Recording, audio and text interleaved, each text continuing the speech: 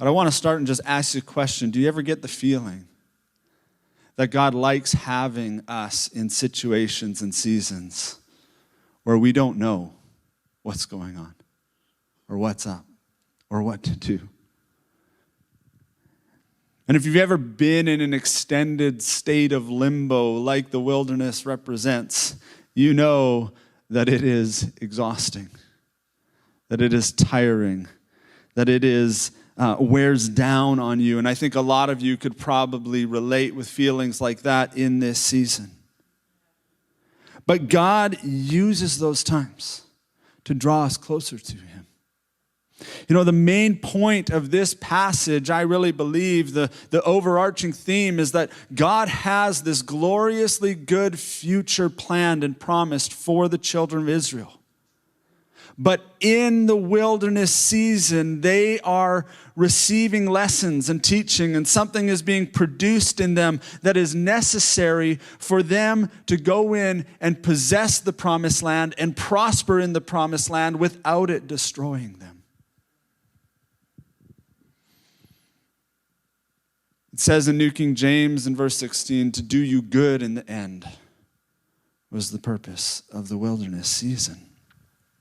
And I want to just kind of roll through, and we're going to highlight a few key phrases and then carry on. But starting with, in the beginning, it says, God led you in the wilderness.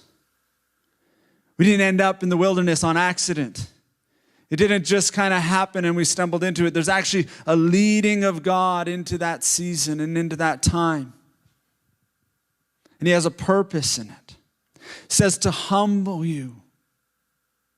We need humility to walk in the promise that God has for us. When you start to prosper and things start to go well and the new form that I believe church is going to take on for us and we start getting in the groove of what the Spirit's doing, there's this need for humility to be in our hearts. He says to test you in order to know what was in your heart. Now, do you think God didn't know what was in their hearts? Do you think God doesn't know what's in your heart, in my heart, in our hearts? When it says to test you in order to know what was in your heart, I think more than anything, it's so that we see what's in our hearts. This season has been designed by God to show us what's in our hearts. And I don't know what's been getting revealed in your heart, but some of what gets revealed in mine ain't all good. But I need to see it. God is revealing our hearts.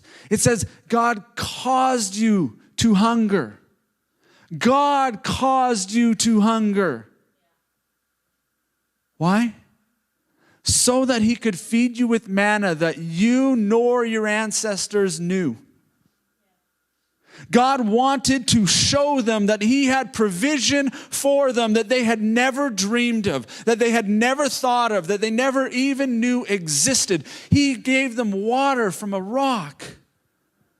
There is this thing I believe that God wants us to catch in this season where he's saying to us as a church, I have new things you didn't even think of.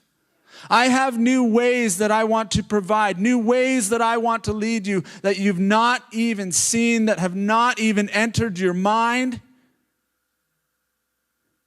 You got to trust me. You got to learn to trust me. I've been making you hungry on purpose. I've been leading you through the unknown and the unfamiliar on purpose. I don't know about you guys, but I've felt weak often in this season. Worn out, exhausted. I believe that God is drawing us into a new way, onto a new path.